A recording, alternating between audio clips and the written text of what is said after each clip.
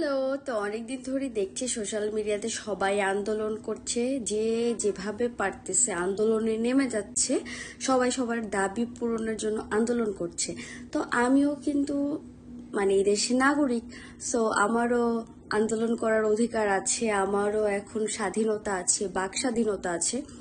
So সেই জায়গা থেকে আমার এত কিছু চাওয়া নেই, এত কিছু করার দরকার নেই। আমার শুধু একটাই চাওয়া, একটাই দাবি, যে আমার হাজবেন্ড, আমার যে প্রিয় হাজবেন্ড, আমার হাজবেন্ড যেন আমাকে এত ভালোবাসবে, এত ভালোবাসবে, যেন আমার ফ্যামিলি, তার ফ্যামিলি, আমার ভাই বোন, তার ভাই বোন, সবাই যেন মনে করে যে আমি তাকে কালা জাদু করছি।